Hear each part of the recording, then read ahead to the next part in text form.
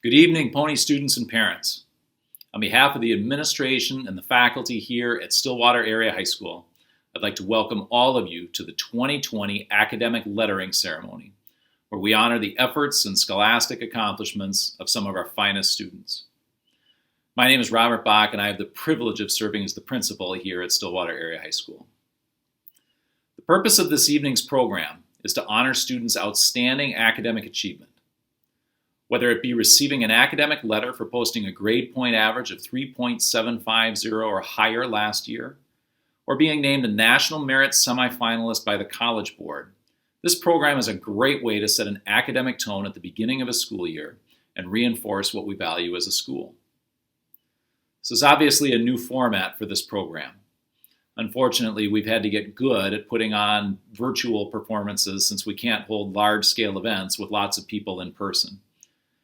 And while I wish that we were able to deliver this program in person, where I could talk directly with parents about the great things that all of your children are doing, or shake the hands of each and every one of you as amazing students to congratulate you on a job well done, this format is still intended to be every bit as dignified and hopefully as meaningful to our students as the live version.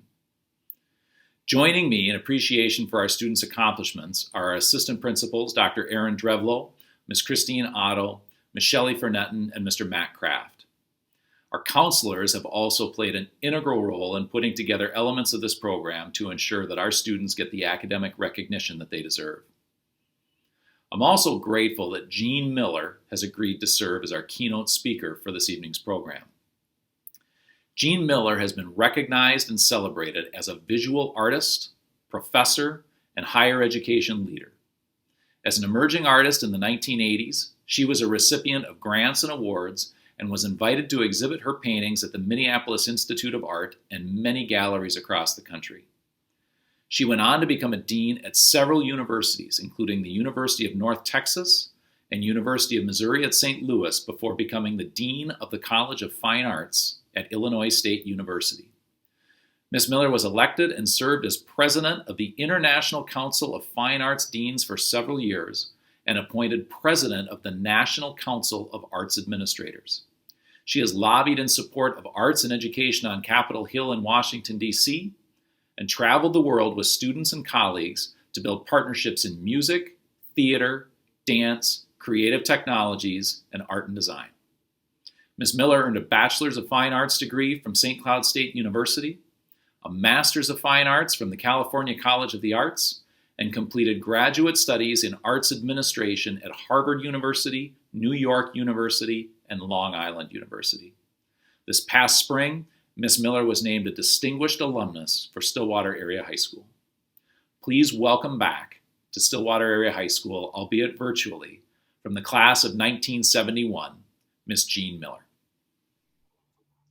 Hello, and congratulations to the Stillwater Area High School Fall Academic Awards honorees. It's such a privilege to be asked to speak at this important event today. I am Jean Miller, a 1971 graduate of Stillwater Area High School. Although I now live in Illinois, my parents and two of my sisters and their families all live in Stillwater or Bayport. Another sister spends half of the year in Minnesota. All of us graduated from Stillwater High School, including my late brother and my parents. My first job in high school was being an aide at Currydale, where I worked with my grandmother for over 5 years.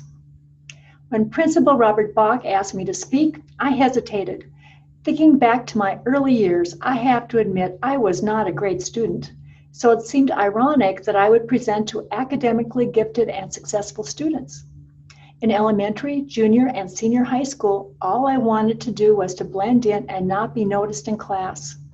I was tallish for my age, chubby, and socially awkward. My parents kept us close. We were building a family business, and we lived in the country.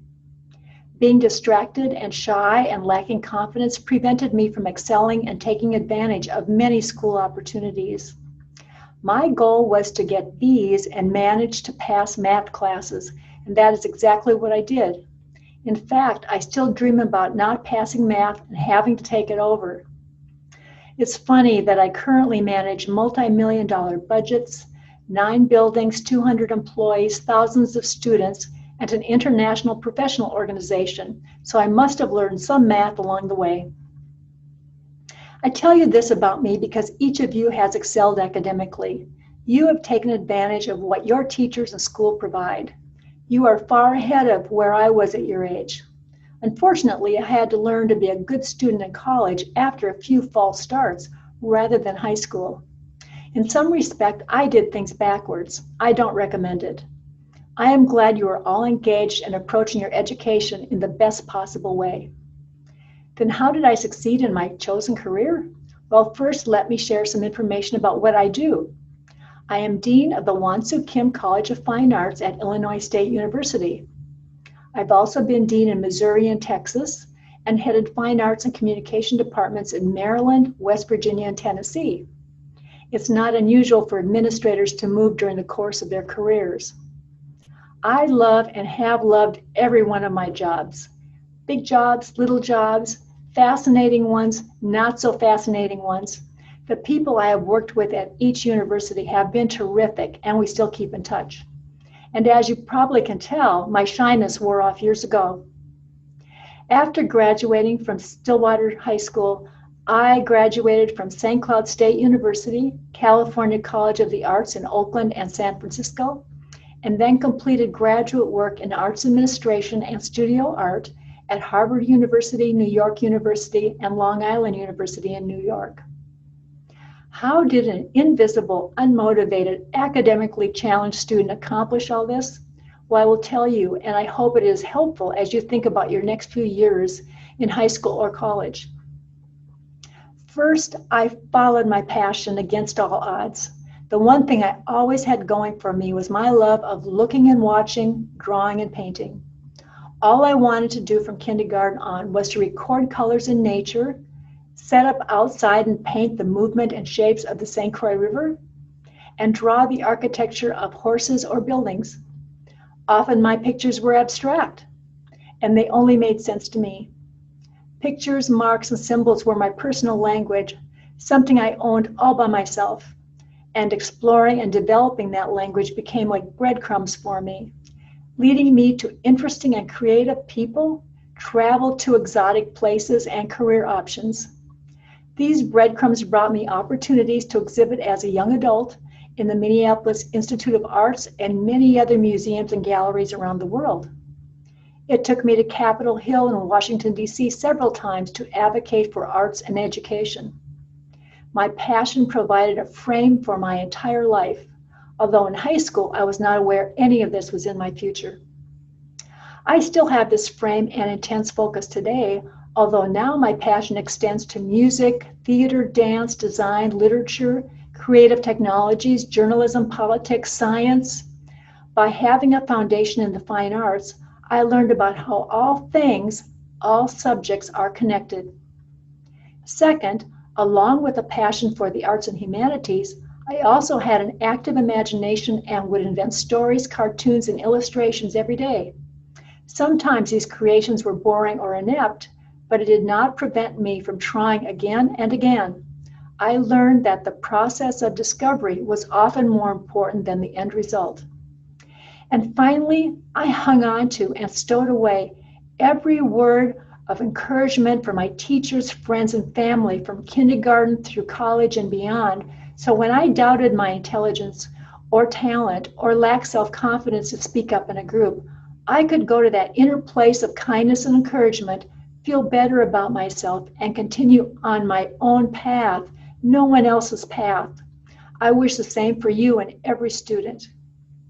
Today we celebrate your academic successes, and I am impressed. This is an exciting event for your families, teachers, as well as me. You are all far ahead of where I was at your age, and I can't wait to see what you will all do in your future, how you will continue at your academic journey, and make us all proud. But remember, always, follow your passion, use your imagination, explore, try things, don't be afraid to fail, and try again. And take time to daydream, appreciate the magic that nature offers, and take advantage of every opportunity to learn something new every day. Learning really is life's great adventure. Congratulations and thank you. Hello, distinguished guests, parents, staff, and students. I'm Melinda Lansfeld, Interim Superintendent, and it is my pleasure to welcome you to the Stillwater Area High School Academic Lettering Awards Ceremony for 2020. I am so impressed by the accomplishments of our students, not just a handful of kids, but literally hundreds of them.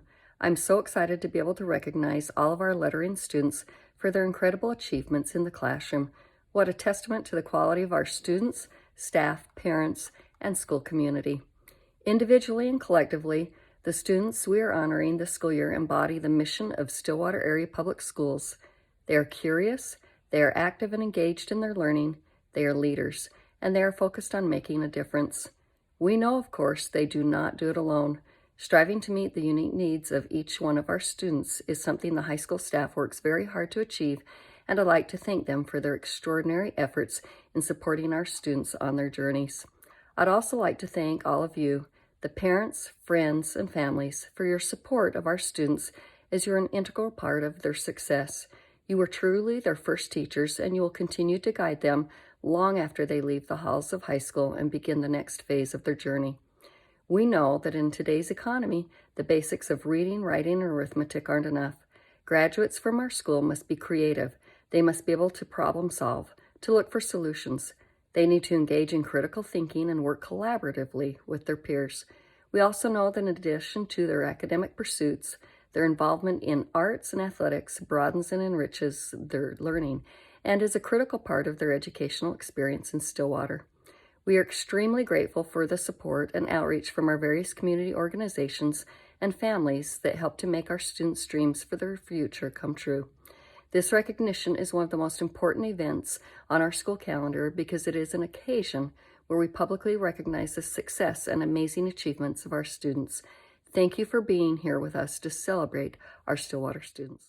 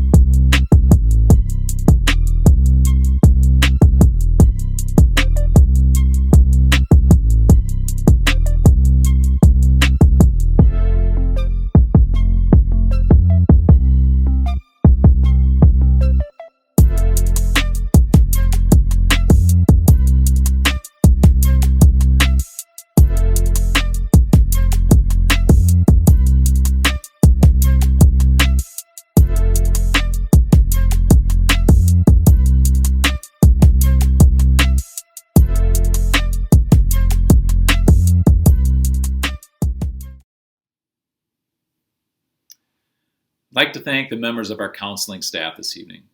Ms. Jennifer Prestegard, Ms. Krista Coonan, Ms. Chelsea Dodds, Ms. Becky Hopper, Ms. Sandy Weaver, Ms. Christina King, Ms. Sydney Pierce, Ms. Liz Nelson, and Mr. Dan Ralston.